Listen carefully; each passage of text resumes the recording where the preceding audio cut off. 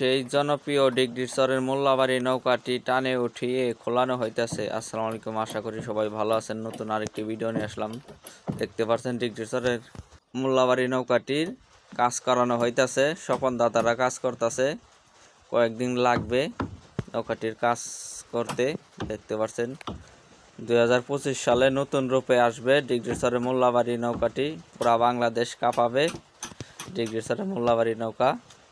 দেখেন মিস্ত্রিরা অনেক দক্ষতার সাথে কাজ করতেছে, অনেকজনই দাঁড়ায় রয়েছে নৌকাটি দেখার জন্য। প্রতিদিন দূর দূরান্ত থেকে নৌকাটি দেখার জন্য চলে আসতেছে। নতুন রূপে নতুনভাবে আসবে নৌকাটি, তারই ধারাবাহিকতায় নৌকাটির কাজ করানো হইতেছে। যারা এখন তৈরি নৌকা উঠান নাই, অবশ্যই নৌকা উঠে ফেলবেন। কিছুদিনের মধ্যে নৌকা বাইচ স্টার্ট হয়ে যাবে, 2025 সালের নৌকা বাইচ। তো জাতীয় নৌকা বাইচ ঐক্য পরিষদের পক্ষ থেকে সকল নৌকা ও মাঝি মাল্লাদের জন্য শুভকামনা রইল। বিশেষ করে ডিগরিচরের মোল্লাবাড়ি নৌকার জন্য ভালোবাসা রইল। সবাই দোয়া করবেন এই নৌকাটা জানি সুন্দর মতো ঠিকঠাক করে পানিতে নামে বাইচ খেলতে পারে। আর আমাদের কমিটির পক্ষ থেকে 2টি বা 1টি নৌকা বাইচের আয়োজন করা হবে যদি পরিস্থিতি ভালো থাকে।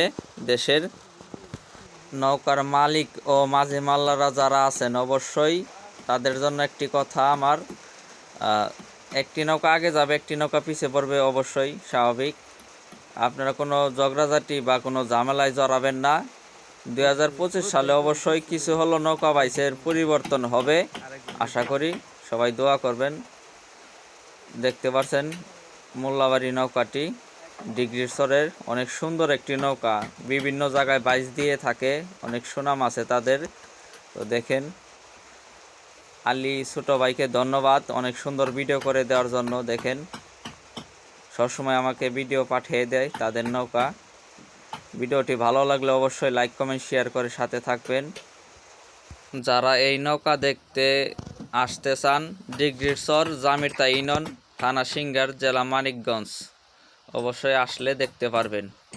সবাইকে ধন্যবাদ, অসংখ্য ধন্যবাদ।